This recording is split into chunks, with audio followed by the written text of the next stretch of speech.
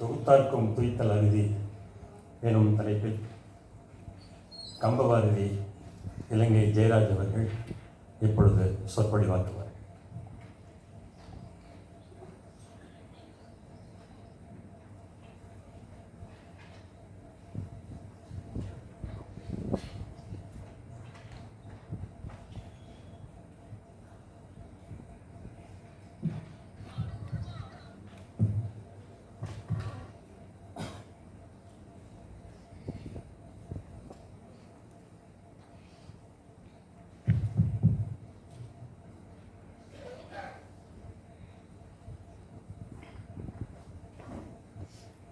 எல்லாம் வல்ல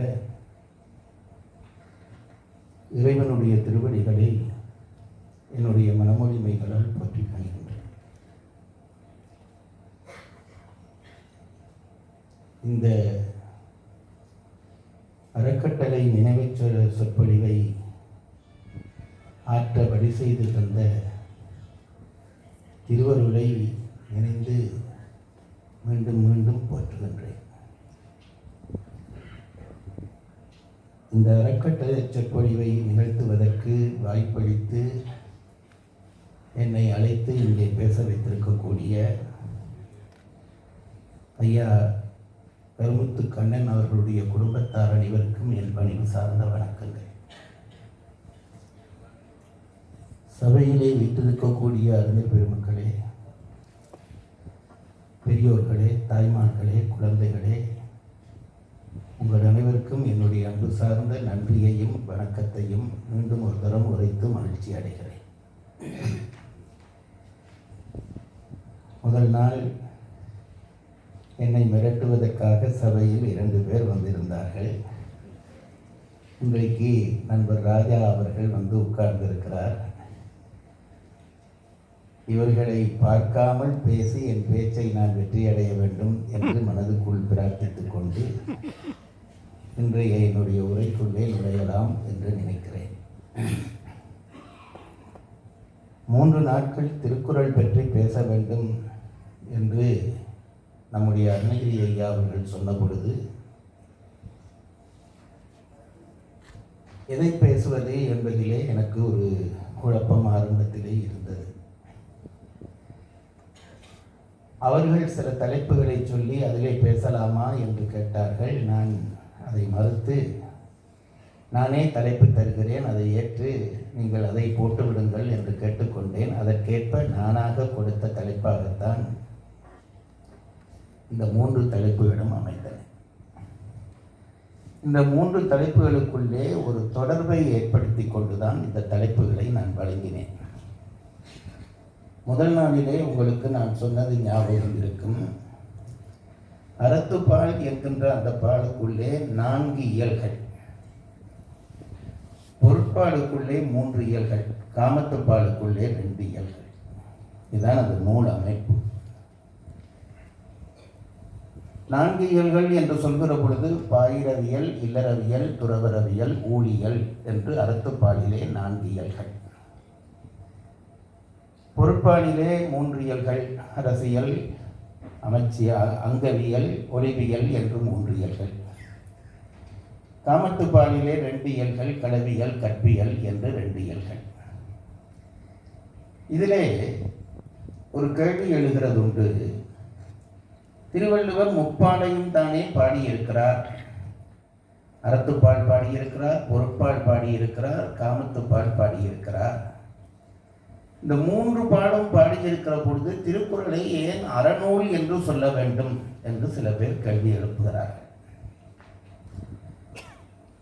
திருக்குறளை அறநூல் என்று சொல்லும், பொருள் நூல் என்று சொன்னால் என்ன, காம நூல் என்று சொன்னால் என்ன என்று இன்றைய மாணவர்கள் சில பேர் கேள்வி எழுப்புவார்கள். தங்களுடைய கேள்விக்கு அவர்கள் நியாயப்படுத்துகிற பொழுது அறத்துப்பாலை விட பொருட்பாலிலே அதிகாரங்கள் அதிகம் இருக்கின்றனவே, ஆகவே அதிகம் இருக்கக்கூடிய அந்த பெயரை அல்லவா வைக்க வேண்டும் என்று கேட்பார்கள். உண்மையிலே நாம் திருக்குறளை முதலிலே புரிந்து கொண்டுதான் உள்ளே நுழைய வேண்டும். 3 பாலும் இருக்கத்தக்கதாக அறத்துப்பால் என்று ஏன் பெயர் வைத்து, அறநூல் என்று திருக்குறளுக்கு ஏன் பெயர் வைக்கிறார்கள் என்றால், உண்மையிலே திருக்குறள் அறத்துப்பால் தான். பின்ன பொருட்பாலும் காமத்துப்பாலும் என்ன எதற்கு என்று கேட்டால் அது அறத்தின் கூறாக சொல்லப்படுகிற விஷயங்களே தவிர தனியே பொருளோ தனியே காமமோ சொல்ல வைக்கப்பட்ட பகுதிகள் அல்ல. அறத்திலே 2 பகுதி என்று நான் அன்றே உங்களுக்கு சொன்னேன். இல்லறம், துறவறம். துறவிக்கு ஒன்றுமே வேண்டாம், இல்லறத்தான் உலகத்திலே வாழ வேண்டும், 11 கடமைகளை செய்ய வேண்டும் என்றெல்லாம் சொன்னேன். இந்த 11 கடமைகளை செய்ய வேண்டுமானால் பொருள் வேண்டும். பொருள் இல்லாமல் கடமைகளை செய்ய முடியாது. ஆகவே இந்த பொருள் அறத்தினுடைய ஒரு கூறாகிறது. நாம் மறந்து போகக்கூடாது, அறத்தினுடைய ஒரு கூறாகிறது. அதுபோலவே இந்த இல்லறத்தை இனிமையாக நடத்த வேண்டும் என்றால், சோர்வில்லாமல் நடத்த வேண்டும் என்றால் காமம் என்கின்ற ஒன்று தேவை. அதுதான் இறைவனை அதை அமைத்திருக்கிறார். ஆகவே காமம் கூட இல்லறத்தை நடத்துவதற்கு தேவையான ஒரு கூறுதான். ஆகவே இந்த பொருளும் காமமும் இல்லறத்தினுடைய கூறுகளாக அமைகிறபடியால் பொருளையும் காமத்தையும் வைத்து இந்த நூலுக்கு பெயரிடக்கூடாது என்றுதான் நம்முடைய பெரியவர்கள் திருக்குறளை அறநூல் என்று இன்றைக்கு வரைக்கும் சொல்லி வருகிறார்கள். அதை நாம் புரிந்து கொள்ள வேண்டும். இந்த அறத்துப்பாலிலே நான் சொன்னது போல 4 இயல்கள். முதல் பாயிரவியல் முன்னுரை என்று சொன்னேன். 2ஆம் நாளிலே இல்லறம் பற்றி மேலோட்டமாக சொன்னேன். இல்லறவியல் என்பது அறத்தினுடைய முதல் கூறு. தமிழர்களுக்கு ஒரு மரபு இருக்கிறது, வரிசை பேணுகிற மரபு என்று அந்த மரபுக்கு பெயர். ஏதாவது ஒன்றை சொல்வதானால் முதலிலே சொல்லப்படுவது முக்கியமானதாக இருக்க வேண்டும். எங்கள் யாழ்ப்பாணத்திலே எல்லாம் ஒரு வழக்கம் இருந்தது அந்த காலத்திலே, இப்போ அங்கேயும் போய்விட்டது. கல்யாண வீடுகளுக்கு பெரியவர்கள் வருகிற பொழுது உணவருந்த அழைப்பார்கள். இந்த கல்யாண வீட்டுக்காரர்கள் உணவருந்த அழைப்பார்கள். அதற்கு என்ன செய்வார்கள் என்றால், ஒரு செம்பிலே தண்ணீர் எடுத்து அந்த செம்பையும் தண்ணியையும் யாருக்கு முதல் கொடுப்பது என்பது ஒரு பெரிய மரபு. வந்திருக்கிறவர்களிலே பெரியவர், படித்தவர், அறிவாளி, ஊர் போற்றுகிற ஒருவரை பார்த்து அவர் கையிலே தான் முதல் செம்பை கொடுப்பார்கள். இதுதான் மரபு. அப்படி கொடுக்காவிட்டால் அதிலேயே பெரிய சண்டை கிளம்பிவிடும். தக்கவருக்கு கொடுக்கவில்லை என்று பல பேர் எழும்பி போய்விடுவார்கள். இப்படி ஒரு காலம் இருந்தது. அப்போ வரிசைப்படுத்துகிற பொழுது எப்பொழுதும் உயர்ந்ததை முன்வைத்து தாழ்ந்ததை பின்வைத்து அடுத்தடுத்த நிலையிலே இருக்கக்கூடியவற்றை பின்வைப்பதுதான் முறைமை. இப்ப திருவள்ளுவர் இந்த அறத்துப்பாலிலே இல்லறத்தையும் துறவரத்தையும் வைக்கிற பொழுது இல்லறத்தை முன்வைக்கிறார், துறவரத்தை பின்வைக்கிறார். அப்ப என்ன ஆக போகிறது? துறவரத்தை விட இல்லறம் பெரியது என்று ஆகிவிடப் போகிறார். இன்றைக்கு பல பேர் அப்படி சொல்கிறார்கள். ஆனால் அது உண்மை அல்ல. துறவரம் இல்லறத்தை விட நிச்சயமாக பெரியது. உண்மையான துறவரம் என்பது இல்லறத்தை விட உயர்ந்தது.